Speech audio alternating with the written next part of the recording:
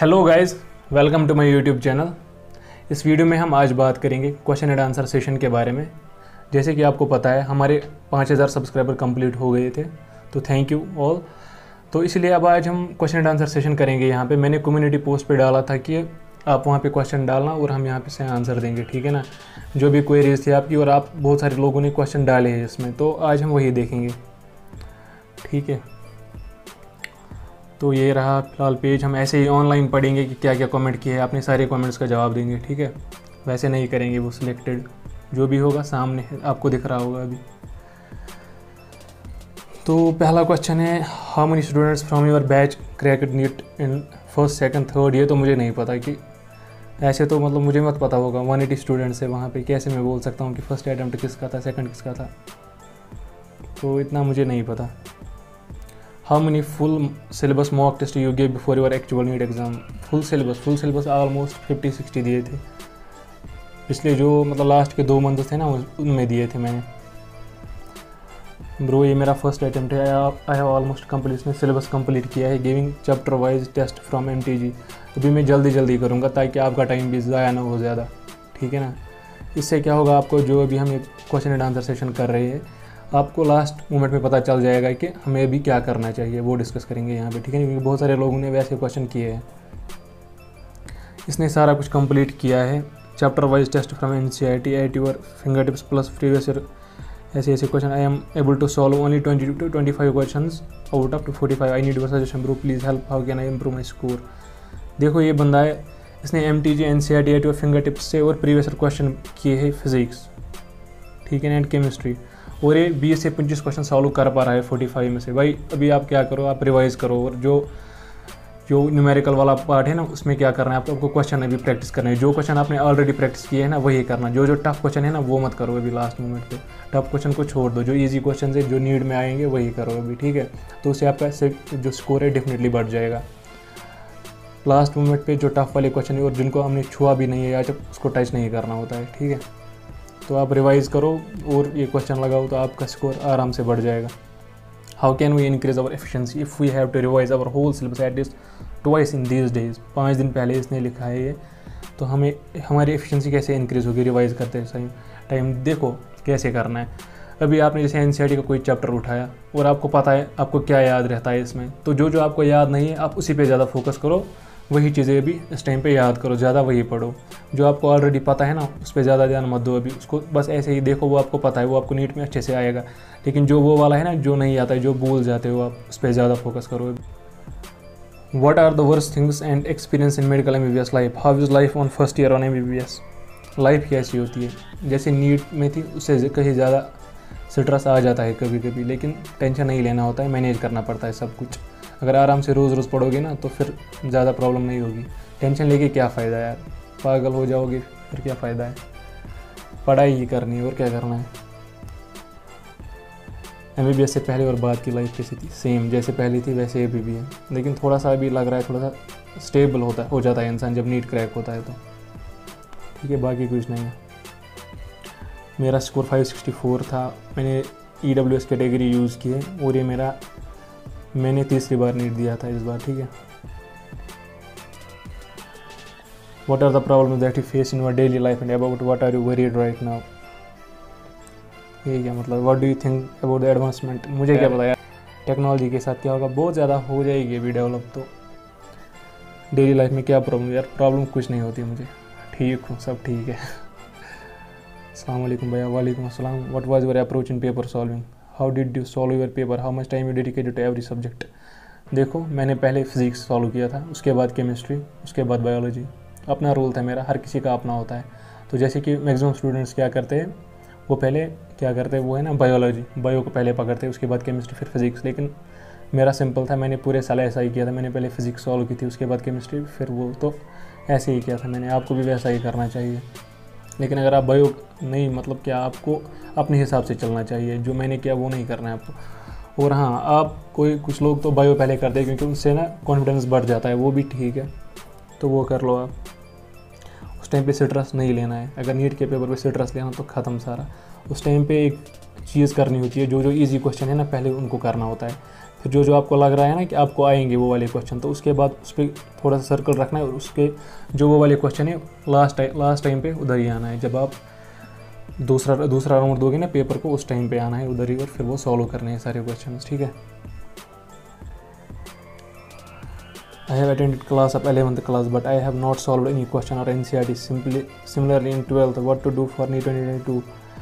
आपको object books लाने और उस पर लग जाना है। अगर आपके कंसेप्ट अच्छे है, थ्योरी अच्छे से आती है तो ऑब्जेक्ट बुक लाओ और सॉल्व कर लो और प्रीवियस क्वेश्चन करो अच्छे से, आपका काम हो जाएगा फिर अच्छे से। मेन होता है आपको क्वेश्चन सॉल्व करने हैं, MCQ, इससे पता चलता है आपको कितना कंसेप्ट क्लियर है, ठीक है। What material to solve during NEET preparation? NCERT solve करो, NCERT बेस्ड बुक सॉल्व करो, जो NCERT ऑब्जेक्टिव्स होती है और प्रीवियस क्वेश्चन नीट के, उतना काफ़ी होता है, ज़्यादा आप मत जाओ, ठीक है। और आपके लिए मैं सेपरेट वीडियो लाऊंगा कि कौन कौन सी बुक बेस्ट रहती है और क्या बेस्ट रहता है, तो वेट करो थोड़ा। अस्सलाम वालेकुम। वालेकुम सलाम। How to get 130 in physics in these 25 days? My physics is weak and expected cut off क्या होगा 2021 for EWS in a government college in Kashmir, dropper from 4 years, I am in full depression. अरे सब depress रहोगे फिर क्या करोगे, फिर कैसे पढ़ाई होगी आपकी? डिप्रेस नहीं होना है अभी, ठीक है। अभी पढ़ने का वक्त है, मतलब पढ़ाई का वक्त है, अभी आपको पढ़ना पड़ेगा अभी लास्ट मोमेंट पे। अगर अभी छोड़ दिया तो फिर कुछ नहीं मिलेगा। 130 प्लस अगर फिजिक्स में चाहिए तो आपको क्या करना था, पहले से ही आपको ऑब्जेक्टिव बुक लगानी थी 1-2 बार और प्रीवियस क्वेश्चन करने थे, तो आपका 150 तक स्कोर जाता आराम से। अभी मत मुझे पता है कि आपको कितनी फिजिक्स आती है, मैं कैसे बोलूँगा आपको 130 कैसे आएंगे आपके इतने ही दिन में। अगर बिल्कुल भी कुछ नहीं आती फिजिक्स तो इम्पॉसिबल है 20-25 दिन में आपका 130 स्कोर आना फिजिक्स में, ठीक है। साल लगता है इसको, कम से कम 1 साल। Congratulation, thank you. 564, love you bro. मैं टेस्ट पर डे दे रहा हूँ बट पॉइंट ज़्यादा नहीं आते, लेकिन रिवाइज करने से कॉन्फिडेंस बढ़ जाता है, तो मुझे क्या करना चाहिए? प्लीज़ आंसर करना। टेस्ट रोज़ दे रहे हो और पॉइंट्स नहीं बढ़ रहे, आप रिवाइज़ करो और देखो जो क्वेश्चन पेपर में आप गलतियाँ कर रहे हो ना, उनको ढूंढो कहाँ से कर रहा हूँ मैं मिस्टेक, फिर NCERT पे ढूंढो या अपने नोट्स पे उसको क्लियर करो। दूसरी बार टेस्ट दो तो स्कोर इंक्रीज हो जाएगा अच्छे से, लेकिन ध्यान से सारी चीज़ें करनी होती है। ऐसे ही नहीं रफ लिया आपने क्वेश्चन का आंसर देखा फिर देखा ही नहीं मुझे गलत क्यों हो गया था, तो फिर इम्प्रूव नहीं कर पाओगे। ध्यान से देखना होता है जो आप गलत करते हो टेस्ट सीरीज में। वालेकुम सलाम, थैंक यू भाई। मेरे क्वेश्चन यहाँ कि जब कोई स्ट्रेस नहीं हो तो पढ़ाई अच्छे से नहीं हो पाती, और जो स्ट्रेस है वो कम भी होता, बट आप कुछ बता दो जिससे स्ट्रेस ना रहे ज़्यादा और पढ़ाई अच्छे से हो। वैसे तो मैं कश्मीर से हूँ लेकिन अभी कोटा से हूँ, lots of love from Kota. भाई स्ट्रेस आ रहा है लास्ट मोमेंट पे, ऐसा हर किसी के साथ होता है। जैसे कि मैंने वीडियो बनाई थी कि इसने सारा कुछ पढ़ लिया होता है ना इस टाइम पे, उसको भी स्ट्रेस होता है, लेकिन अब इस स्ट्रेस को मैनेज करना है, आपको पढ़ाई कंटिन्यू करनी है, ठीक है ना। मतलब पढ़ाई पे फोकस करना है कंटिन्यूसली अभी भी एग्ज़ाम तक। एग्ज़ाम ख़त्म हो जाएगा ना, फिर एकदम से यहाँ से जो प्रेशर होता है ना सारा गिर जाता है, फिर इंसान ठीक रहता है, फिर एंजॉय करना है एग्ज़ाम के बाद। तो अभी पढ़ाई करो, स्ट्रेस खुद कम हो जाएगा। रिविज़न करो, रिविज़न से स्ट्रेस बहुत कम होता है। I think a Muslim doctor must be a perfect Muslim. First, regular prayer, zikr, tilawat, in costume with Sharia acceptance, so that Allah could mend hurts of others by His gestures. Correct me if you are right, bro. Assalamu alaikum, brother. What should I do if I had done no numerical practice in 11th, but concepts are strong? And how was your NEET journey? Easy, moderate, difficult? मेरी NEET journey बहुत difficult थी, ठीक है। अभी मैं बोलूँगा क्यों, क्योंकि वीडियो यहाँ से कट रही है। देखो डिफ़िकल्ट क्यों थी मेरी NEET जर्नी। मुझे प्रॉब्लम क्या हो गई थी, मैं लगभग 11th जब ख़त्म हुआ ना तब तक मैंने पढ़ाई नहीं की, मतलब सीरियस पढ़ाई मैंने की ही नहीं है। मैं खाली ऐसे ही पढ़ता था, पास होना है तो बस, मुझे क्या करना है बाकी चीज़ों को। फिर हो गया अचानक ये सारा किस्सा, तो की स्टार्ट पढ़ाई, फिर ठीक हो गया सब कुछ। टाइम लगा लेकिन ठीक हुआ। मेरा ड्रॉप इसीलिए हुआ क्योंकि मैं सीरियस नहीं था पढ़ाई में, ऐसे ही पढ़ता था हवा में। इस टाइम क्या स्कोर होना चाहिए टेस्ट सीरीज़ में? 500 प्लस, मतलब 550 प्लस होना चाहिए अगर इजी टेस्ट सीरीज़ है NCERT बेस्ड। अगर आप बहुत हार्ड है तो 500 प्लस भी ठीक है। Is it possible to crack NEET without mock test? हाँ, बहुत सारे लोगों ने क्रैक किया है नीट विदाउट टेस्ट। मेरा फ्रेंड एक है, उसने भी नीट क्रैक किया है विदाउट टेस्ट, तो डरने की कोई बात नहीं अगर आपने कोई मॉक टेस्ट नहीं दिया है। लेकिन क्या होता है, टाइम मैनेजमेंट के टाइम पे उधर ना थोड़ी प्रॉब्लम आती है, तो कुछ लोगों को तो नहीं आती लेकिन कुछ लोगों को आती है। मैंने आकाश की जो वेबसाइट है ना उसी पे टेस्ट दे रहा था मैं, ऑनलाइन टेस्ट, क्योंकि मैं वही उसी का स्टूडेंट हूँ आकाश का। तो please tell me why most students after finishing turn out. अच्छा, इसने लिखा है कि MBBS ख़त्म करने के बाद बहुत सारे लोग UPSC देते हैं IAS के लिए, है ना। तो ये कैसा क्यों? अपनी अपनी मर्ज़ी होती है यार, मैं क्या बोलूँ इसमें। कुछ लोगों को शौक़ होता है कि हम जो दुनिया के टफ़ एग्ज़ाम है, टफेस्ट एग्ज़ाम इंडिया के, क्योंकि ये इंडिया में रह रही है अभी, तो हमें वो क्रैक करने हैं, तो इसीलिए बहुत सारे लोग करते हैं। वरना अगर पैसों के लिए करते, पैसे तो इसमें भी मिलेंगे, पैसे यहाँ पे भी है तो वहाँ पे भी है, पता नहीं करते हैं कुछ लोग शौक़ के लिए। MBBS का स्कोप है, इतना भी मत बोलो कि your score in first and second attempt 396 482। यार does ragging concept still exist? हाँ, रैगिंग नहीं बोल सकता मैं उसको, नाम पूछते हैं ऐसे ही, और थोड़ी सी मस्ती होती है, वो रैगिंग नहीं होती है। मारेंगे, कुछ करेंगे, या बहुत सारी पता नहीं क्या क्या करते हैं बाहर, उतना नहीं होता है यहाँ पे कश्मीर में। I have completed my syllabus twice, but I keep forgetting things. Will I be able to give more revisions in these remaining days? I have made line-to-line NCERT bio notes. Should I revise those or prefer NCERT? NCERT से revise करो, वो अच्छा रहता है, ठीक है। और NCERT से पढ़ोगे ना लाइन टू लाइन, साथ ही साथ में नोट्स भी साथ में रखो, फिर मतलब विदिन 1-2 मिनट में आप अपने नोट्स को रिवाइज कर सकते हो अगर आप NCERT पढ़ोगे तो डबल रिविजन होगा लास्ट मोमेंट पे। और हाँ, दे सकते हो रिवाइज अगर फास्ट रिवीजन करोगे, 1-2 रिवीजन से अच्छा रहता है, याद रहती है चीज़ें, लेकिन अच्छा रिवीजन करना, ठीक है ना। वो ऐसे ही नहीं कि फिर कुछ याद ही नहीं होगा।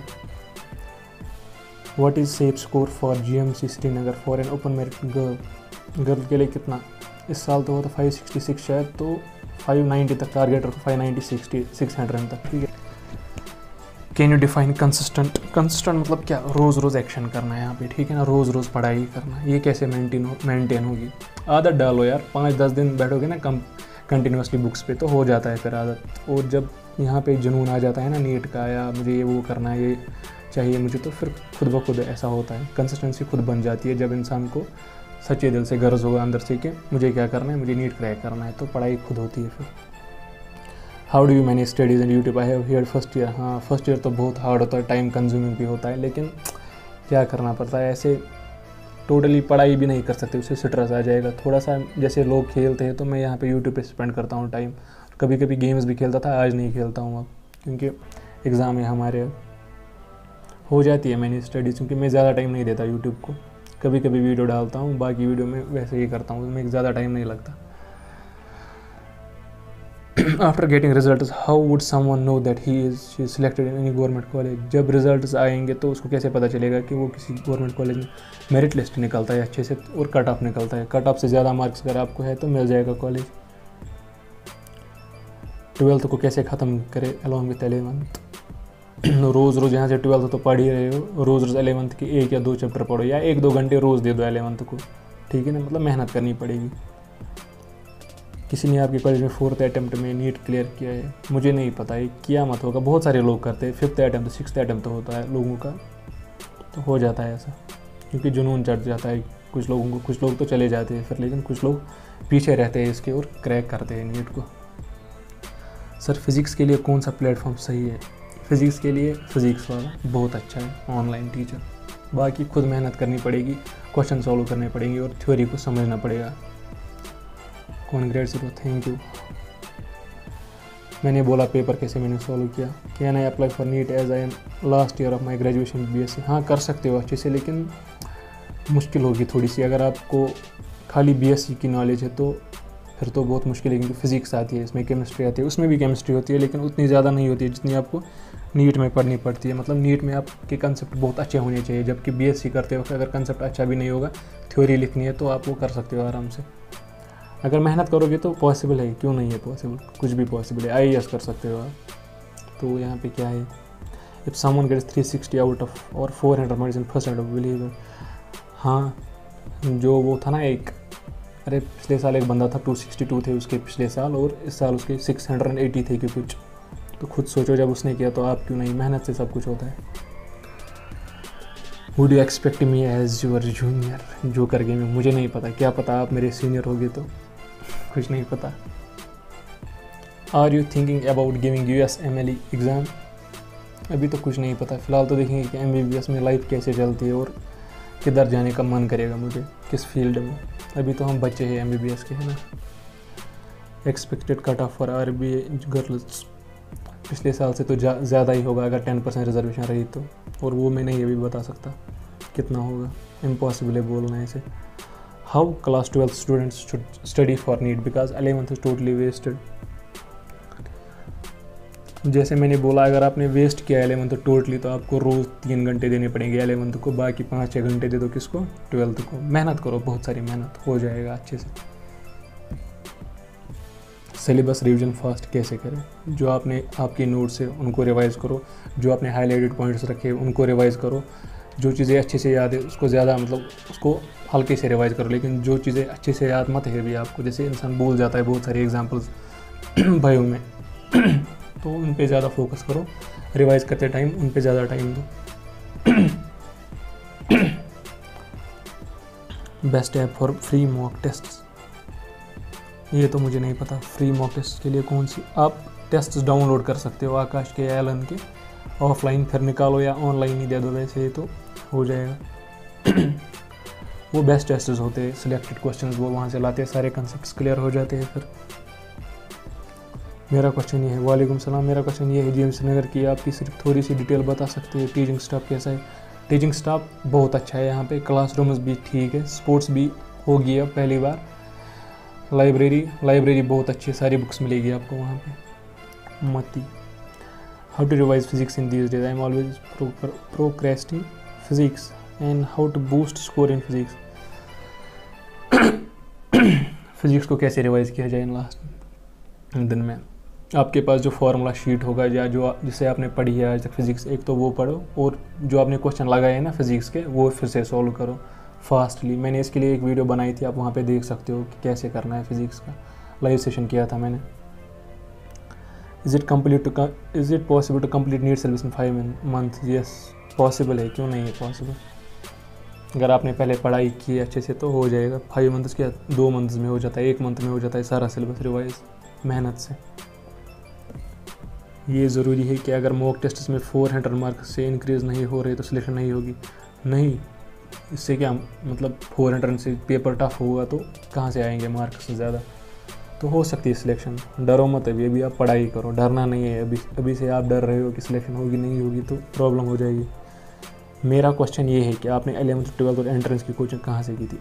11th वेस्ट किया, 12th घर पे पढ़ा, तो रहा क्या। अब नीट उस टाइम पे मुझे पता नहीं था पहले कि नीट वीट होता है। 12th तक मुझे टोटली कोई मतलब मैंने सुना भी नहीं था कि नीट होता है। CET मैंने थोड़ा सा सुना था उस पास, लेकिन नीट का मुझे नहीं पता था, क्योंकि CET पहले होता था ना, तो फिर नीट हुआ था कि कुछ हुआ था, पता नहीं क्या हुआ था इसके साथ। तो फिर मैंने ऐसे ही गया कोचिंग देखने, तो वहाँ पे जब पढ़ाई की तो कुछ समझ ही नहीं आ रहा था। फिर सेल्फ स्टडी बहुत ज़्यादा की, तो बेसिक कंसेप्ट फिर बिल्डअप किए, क्योंकि मैंने 9th 10th की बुक्स फिर से पढ़ी, तब जाके मुझे थोड़ा सा मैथ्स आया और साइंस थोड़ी सी आई, तो फिर स्टार्ट किया फिर से। ये स्टोरी शेयर करनी बाकी है अभी।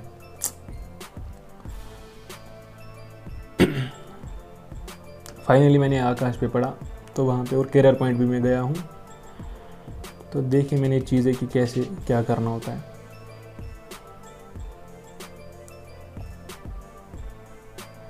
Some real tips that really helped your score to get extra. If you were sent back in your previous days, avoid। अच्छा, मुझे क्या करना चाहिए, अवॉइड क्या? ऑब्वियसली जो आप अब नहीं करोगे आफ्टर क्रैकिंग इट। देखो मैं क्या नहीं करूँगा, मैं मॉड्यूल ज़्यादा नहीं पढ़ूंगा, मतलब बायो का मॉड्यूल मेनली और केमिस्ट्री का। मैं मेनली NCERT पढ़ूंगा। मैंने गलतियाँ की थी ये कि मैं मॉड्यूल पे ज़्यादा फोकस करता था, जो कि बहुत ही गलत है। आपको फिजिक्स के मॉड्यूल पे फोकस करना चाहिए और फिजिकल केमिस्ट्री का जो मॉड्यूल है उस पर फोकस करना चाहिए। बाकी जो भी है ना, बाकी NCERT से पढ़ो, वो मैंने गलती की थी। कट ऑफ न्यू एम्स जो जम्मू में हुआ था शायद, बॉयज़ को 628 हुआ था, तो इस साल 20-30 मार्क्स इंक्रीज हो सकता है, और क्या हो सकता है। Is it possible to clear NEET by online? हाँ, क्यों नहीं, पॉसिबल है। ऑनलाइन तो बहुत सारे लोग पढ़ते हैं और अच्छा स्कोर करते हैं। मेरी बायो का ऑल क्वेश्चन RT होता है जो NCERT की होती है, बट थोड़े टाइम मैनेज नहीं होता due to language paper in test series offline at काई। डरो मत, नीट में आपको बहुत अच्छे क्वेश्चन आएंगे NCERT से, ठीक है ना, आप आराम से कर सकते हो। अभी रिवीजन पे फोकस करो। यार इसमें कितने क्वेश्चन है और मैं तो थक गया। ओ भाई साहब, my question, वालेकुम सलाम, my question is that I am getting very much distracted nowadays. My prep is almost complete, but rather than spending much of time on studies, I am lagging behind. देखो अभी ऐसा नहीं करना है आपको, बिल्कुल भी ऐसा नहीं करना है आपको। अगर अभी आप छोड़ोगे लास्ट मोमेंट पे तो आपने इन सालों 1-2 साल जितनी भी मेहनत की है ना, तो क्या फ़ायदा है इसका। अभी आपको फोकस करना पड़ेगा बुक पे ही, ठीक है ना। पढ़ाई करो अभी लास्ट मोमेंट पे, अभी इधर उधर मत भटकोगे ना लास्ट में तो प्रॉब्लम हो जाएगी। इसलिए बोल रहा हूँ पढ़ाई करो, अभी टाइम मत वेस्ट करो। अगर जिस चीज़ से टाइम तुम्हारा वेस्ट हो रहा है उसको अवॉइड करो। जैसे फ़ोन से हो रहा है तो फ़ोन को स्विच ऑफ कर दो इन दिनों के लिए। किसी ने सेकंड ड्रॉप में ओपन मेरिट में क्लियर किया है एंड क्या वहाँ जज भी करते हैं अबाउट ड्रॉपर्स? हाँ, बहुत सारे लोग सेकंड ड्रॉप में करते हैं।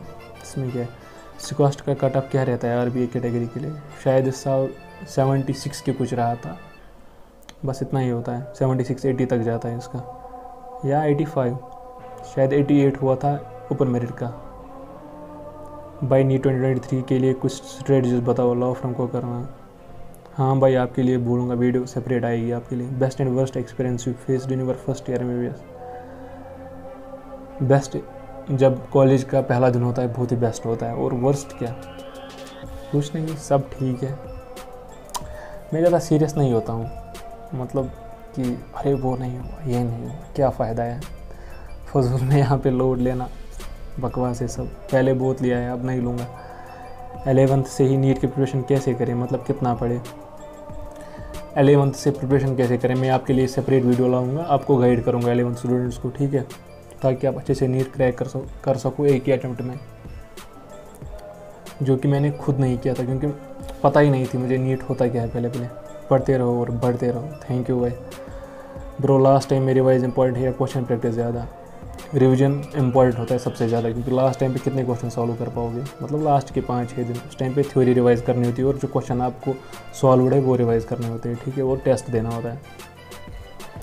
Tell us something about yours, सब तो पता है आपको। डू टेल, आपने न्यूमेरिकल प्रैक्टिस कब से शुरू करी थी, मतलब इफेक्टिव वाली मैंने 12th के बाद, जब मुझे थोड़ा थोड़ा न्यूमेरिकल आने लगा ना, तो उसी टाइम से मैंने फिर स्टार्ट की न्यूमेरिकल की प्रैक्टिस। जब आएगा ही नहीं तो कैसे आप स्टार्ट करोगे, है ना। How many times you we NEET 3 expected cut off video please भैया, see girl expected cut off, ठीक है, ट्राई करता हूँ। ओपन मेरिट गर्ल्स का पिछले साल हुआ था शायद 509 के 512 cut off. Life before clearing neat and life at GMG Srinagar, पहले क्या था, नीट के टाइम पे स्ट्रेस आता था बीच में, लेकिन जब ये क्लियर हो जाता है तो पहले दिन बहुत ज़्यादा मज़ा होता है कॉलेज में। उसके बाद जब पढ़ाई करते हो फिर से नीट से ज़्यादा पढ़ाई करनी पड़ती है अगर इंसान करेगा तो, लेकिन अब क्या होता है, नहीं कर पाता है उतनी पढ़ाई इंसान, तो ठीक है, लाइफ पहले भी ऐसी थी अभी भी ऐसी ही है, क्या है इसमें।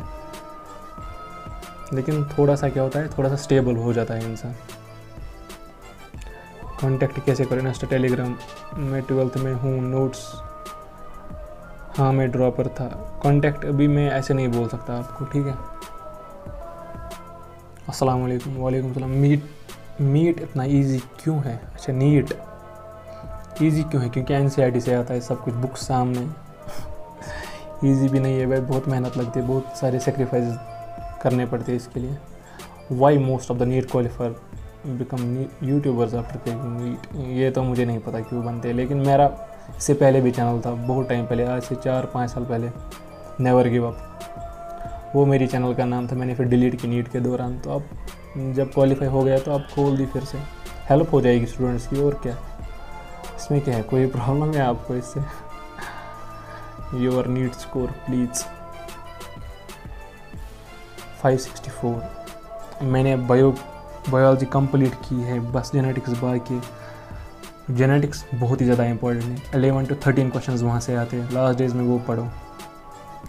फिज़िक्स में 60% सिलेबस कंप्लीट है, पर कुछ भी अच्छे से प्रिपेयर नहीं है। अब जितना आपको कवर है ना, उसको रिवाइज़ करो, ठीक है।